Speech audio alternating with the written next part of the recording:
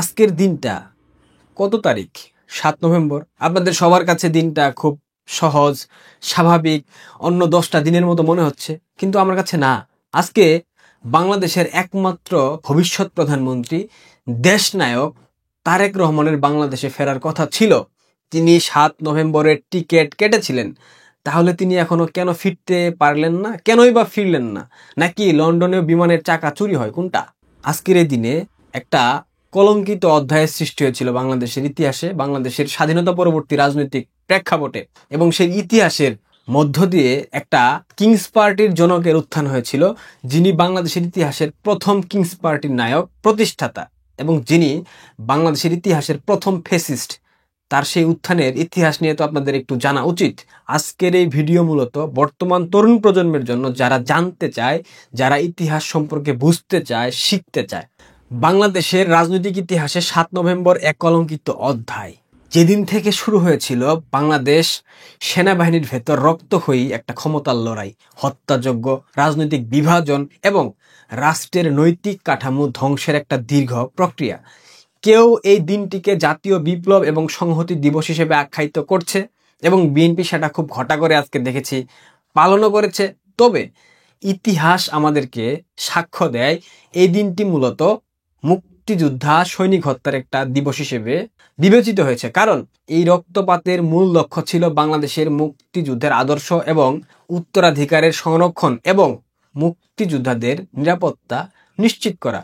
৩ November ১৯৭৫ সাল major general Khaled Mosharraf অভ্যুত্থান ঘটিয়ে তৎকালীন উপপ্রধান সেনাপ্রধান মেজর জেনারেল জিয়াউর রহমানকে গৃহবন্দী করেছিলেন। বঙ্গবন্ধু হত্যাকাণ্ডের পর সেনাবাহিনীর শৃঙ্খলা ও চেইন অফ কমান্ড ভেঙে পড়েছিল। খালেদ মোশাররফের লক্ষ্য ছিল সেই শৃঙ্খলা পুনরায় প্রতিষ্ঠা করা এবং মুক্তিযুদ্ধের চেতনা পুনরায় পুনরুদ্ধার করা। বঙ্গবন্ধুর হত্যাকারীরা মূলত সেনাবাহিনীতে মেজর পদমর্যাদার কর্মকর্তা ছিল, যারা বঙ্গভবনে অবস্থান করে রাষ্ট্রকে নিয়ন্ত্রণ করছিল। রাষ্ট্রপতি খন্দকার মুশতাক আহমদ এবং সেনাপ্রধান জিয়াউর রহমান মূলত তাদের প্রভাবে পরিচালিত হচ্ছিল, যার ফলে সেনাবাহিনীর নেতৃত্বে বিভাজন ও বিশৃঙ্খলা আরও গভীর এবং প্রকট আকার ধারণ করে। এই পরিস্থিতিতে খালেদ মোশাররফ রক্তপাতহীন সামরিক পদক্ষেপ নেন, যেখানে তিনি জিয়াউর রহমানকে হত্যা না করে গ্রেফতার করেন। চাইলেই হত্যা করতে পারতেন, যা তার নৈতিক অবস্থান, পেশাদারিত্ব এবং রাষ্ট্রীয় স্থিতিশীলতার প্রতি প্রতিশ্রুতির একটা বিশাল প্রমাণ দেয়। তবে এই পদক্ষেপকে সেনাবাহিনীর পাকিস্তানপন্থী অংশ, যেটাকে আমরা বলি আইএসআই পন্থী অংশ, ভারতপন্থী অভ্যুত্থান হিসেবে প্রচার করতে শুরু করে এবং সেটা তারা সফলভাবে প্রচার করে। এই সুযোগ কাজে লাগায় কর্নেল আবু তাহেরের নেতৃত্বাধীন বিপ্লবী সৈনিক সংস্থা ও গণবাহিনী, যারা আদর্শিকভাবে জাসদ ঘেঁষা সমাজতন্ত্রের প্রতি যথেষ্ট সমর্থনশীল ছিল। তাহেরের নেতৃত্বে এই সংগঠনের একদল বিপ্লবী সৈনিক ৭ নভেম্বর সেনা অভ্যুত্থান ঘটিয়ে জিয়াউর রহমানের অনুগত বাহিনীর সঙ্গে হাত মিলিয়ে খালেদ মোশাররফ সহ সেনাবাহিনীর বহু সিনিয়র অফিসারকে হত্যা করে। এই হত্যাযজ্ঞের মধ্য দিয়ে জিয়াউর রহমান মুক্ত হন এবং পরবর্তীতে ক্ষমতা দখলের পথ সুগম করে ফেলেন। বিদ্রুপের বিষয় হলো, যে কর্নেল আবু তাহেরের সহায়তায় জিয়াউর রহমান মুক্ত হয়েছিলেন, সেই তাহেরকেই পরবর্তীতে রাষ্ট্রদ্রোহী অভিযোগ এনে রাষ্ট্রবিরোধী ষড়যন্ত্রের অভিযোগে গ্রেফতার করে তাকে গোপন কোর্ট মার্শালে বিচার করে মৃত্যুদণ্ড কার্যকর করা হয়। তাহলে বুঝে নেন ইতিহাসের প্রথম ফ্যাসিস্ট, প্রথম স্বৈরাচার, প্রথম খুনি কে ছিল। এই প্রশ্ন আপনাদের উপর ছেড়ে দিলাম। মাত্র কয়েকদিনের মধ্যে ১৯৭৬ সালের ২১ জুলাই তাহেরকে ফাঁসি দেওয়া হয়। কর্নেল তাহের ছিলেন মুক্তিযুদ্ধের সেক্টর কমান্ডার, যিনি সম্মুখ সমরে তার একটি পা হারিয়েছিলেন। আন্তর্জাতিক মানবাধিকার আইন ও জেনেভা কনভেনশন অনুযায়ী কোনো পঙ্গু বা যুদ্ধাহত ব্যক্তির কোর্ট মার্শালের মাধ্যমে মৃত্যুদণ্ড কার্যকর করা সম্পূর্ণ বেআইনি। ফলে জিয়াউর রহমান এই বিচার স্পষ্টভাবে জেনেভা কনভেনশন লঙ্ঘন করেন এবং কার্যত একটি মানবতা বিরোধী অপরাধ তিনি করে ফেলেন।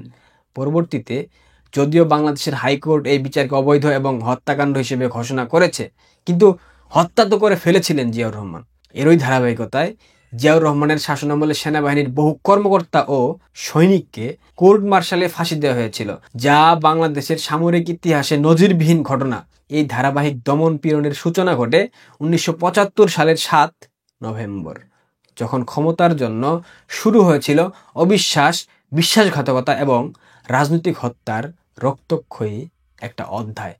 অতএব 7 নভেম্বর ছিল বাংলাদেশের স্বাধীনতার পর প্রথম বৃহৎ রাজনৈতিক ট্র্যাজেডি, যেখানে জেনারেল খালেদ মুশাররফ এবং কর্নেল আবু তাহের এক ইতিহাসের বিপরীত মেরুতে দাঁড়িয়ে যান, আর জিয়াউর রহমান সেই সংঘাতের ফল ঘরে তুলে রাষ্ট্র ক্ষমতা দখল করেন। এই দিনটি আমাদের স্মরণ করিয়ে দেয় ক্ষমতার খেলায় কোনো আনুগত্য স্থায়ী নয়, তবে বিশ্বাসঘাতকতার রক্তচিহ্ন ইতিহাসের পাতায় চিরস্থায়ী হয়ে লেখা থাকে। স্বাধীন বাংলার ইতিহাসে জিয়া তেমন এক প্রথম বিশ্বাসঘাতক এবং সব থেকে বড় স্বৈরাচার, যেটার প্রমাণ তিনি পরবর্তীতে বারবার রেখে গেছেন। বাংলাদেশের ইতিহাসে বহুদলীয় গণতন্ত্র প্রতিষ্ঠার নামে তিনি জামাতকে রাজনৈতিক বৈধতা দিয়ে বাংলাদেশের রাজনীতিকে কুলসিত করে গেছেন তৎকালীন সময়ে। পরবর্তীতে তার স্ত্রী বেগম জিয়া জামায়াতের সেই যুদ্ধাপরাধীদেরকে মন্ত্রিসভায় ঠাঁই দিয়ে বাংলাদেশের পতাকা তাদের গাড়িতে তুলে দিয়ে তিনি প্রমাণ করে গেছেন বিএনপি যা, জামাতও তা। বিএনপি মূলত জামাতের মাধ্যমে গঠিত হয়েছিল। জামাতের নেতাদেরকে বিভিন্নভাবে সুযোগ সুবিধা দিয়ে বিএনপিকে দাঁড় করানোর একটা অপচেষ্টা সেই সময় থেকে জিয়াউর রহমান করে গেছেন। 7 নভেম্বর যতই ঘটা করে পালন করা হোক না কেন, এটা বাংলাদেশের ইতিহাসের কলঙ্কিত একটা দিন, এবং এই দিনে জিয়া তার ক্ষমতা করায়ত্ত করার একটা বন্দোবস্ত করে ফেলে এবং পরবর্তীতে অসংখ্য মুক্তিযোদ্ধাকে হত্যা করে। আজকে খুব চমৎকারভাবে জামাতের একজন নেতা তিনি বলেছেন, 71-এর ভূমিকার জন্য যদি জামায়াতের বিচার হয়, তবে শত শত মুক্তিযোদ্ধাকে হত্যার কারণে জিয়ারও মরণোত্তর বিচার করতে হবে। আমি যথেষ্ট সমর্থন জানাই। যদি জামাতের বিচার হয়, তবে জিয়ারও বিচার করতে হবে, কারণ জিয়া মুক্তিযুদ্ধপন্থী অসংখ্য অফিসারকে হত্যা করে বাংলাদেশের রাজনৈতিক ইতিহাসকে তৎকালীন সময় থেকে তিনি বিতর্কিত করেছিলেন, এবং সেনাবাহিনীকে জামাতিকরণ, পাকিস্তানিকরণ করার জন্য যথেষ্ট ভূমিকাও জিয়াউর রহমান রেখেছিলেন। ইতিহাস জানতে হবে।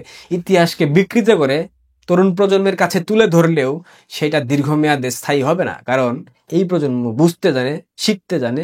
এই প্রজন্মের মেধা অনেক বেশি প্রখর। সো এই প্রজন্মকে আর পুনরায় বিভ্রান্ত করার কোনো সুযোগ আছে বলে আমরা মনে করি না। সিদ্ধান্ত আপনাদের, বিবেচনা করার দায়িত্ব আপনাদের। ভেবে দেখেন বাংলাদেশের ইতিহাসের প্রথম ফ্যাসিস্ট, প্রথম স্বৈরাচার কে ছিল। ভালো থাকবেন, ধন্যবাদ।